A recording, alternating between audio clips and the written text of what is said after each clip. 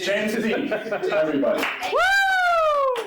All right, I have some new poems, but before I read them, I would want to tell you why I am a bitch today. Yeah. I work for this men's novelty boxer shorts company as a designer, and I've been working there for a year freelance. And since I've been working there, they've become really successful. They're now getting like their stuff in JCPenney's and all these really big places. And the salespeople are making a lot of money, and the owners are making a lot of money. And the artists were going, who've been there for a couple of years, were going, and basically they were just like, no, you're just an artist.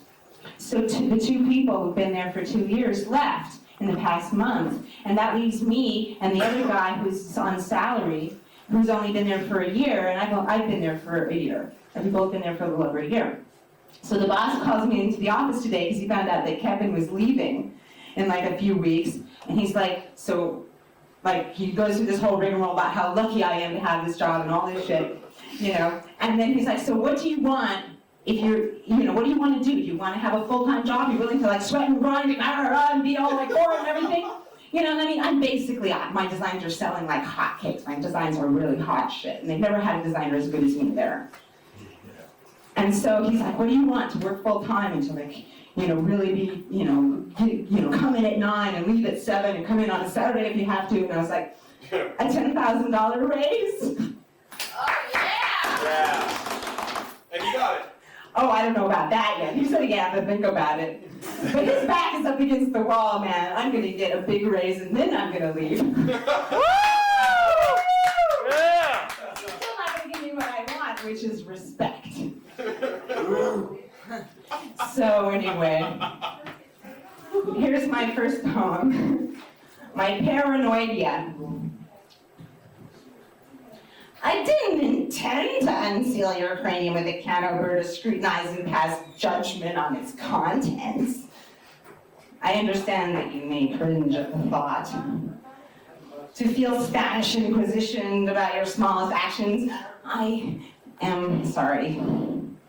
It is only my flippered hands. Flailingly, I take notes on your expressions. Neil Young once said of his home country, Canada studies the United States the way a woman studies a man. But I also study you as an artist studies a petunia, becomes the petunia, purports the petunia, bisects and planes and cubes and carves an icon in her mind of a petunia, a toaster, a skull, a pear.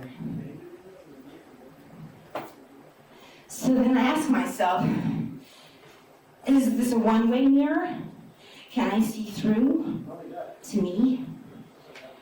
There is a carefully scrubbed room where doctors with can openers bend over the gurney. Upon whom are the experiments being performed? Never.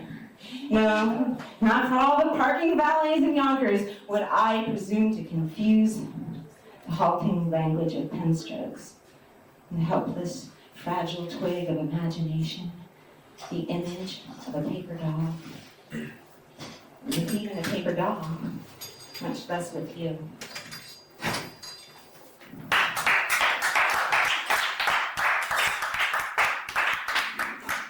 The title of this one is a couplet. Sometimes things look clearer when you see them from near. Why am I sad? Am I sad because of the bad country music at the Village Idiot? Am I sad because the Yankees shut out the Padres and I'm from California? Why am I sad? Am I sad because the man on the subway slurped his noodles? Am I sad because you hugged but did not kiss me goodnight? Why am I sad? Am I sad because I dreamed I had landed in a spaceship on a beautiful, friendly planet and my friends were rude and had sex with the animals and the children there? You know who I'm talking about too. Oh. Am I sad because of the beer Because of too much beer? Because of never enough? Why am I sad? I think I'm sad the way a dandelion is sad. A ballerina blossom gliding down from a leaf, round and transparent, weightless, fragile. She comes apart, her seeds. 1,000 dancers slip melancholish across currents of air, wearing downy tutus.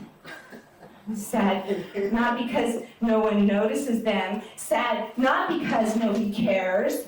Sad, inconsolable in their dissolution.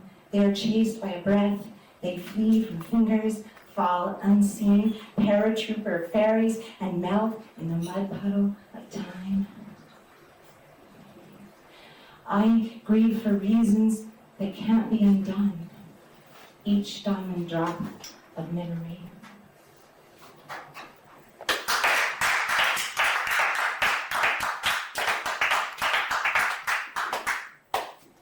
And this one's called Relationships are great. Thanks for the material, honey. Circus Mediculous. The ultrasound map revealed it. A small fistula between medulla oblongata and the ferrous particulate chasm behind the left tympanum. This allows deposits of salt, that's tear ducts, not freshwater ducts, to silk up, damaging my capacity to listen. Oh, electrode, bastard surface. My device failed to register your gulp down chagrin. Checked in sludge choked channels, snarled on scarred tracheal folds, a throat scarred by swallowed chaff, chewed chips of rage and shame. I can't hear! You can't speak! We stack squeaky wedges of silence in slippery bastions. Blocks slide under wires soldered loosely to oral receptors.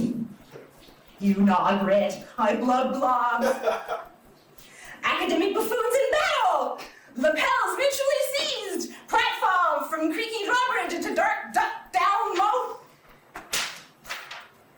Forced finally to flourish, flotation defenses. Up your fat-tailed dwarf lemur nose, out my ridiculous amphibious feet. Each rubber squirt carnation discharging a charged saline solution. Thank you. Rebecca Migdal, everyone.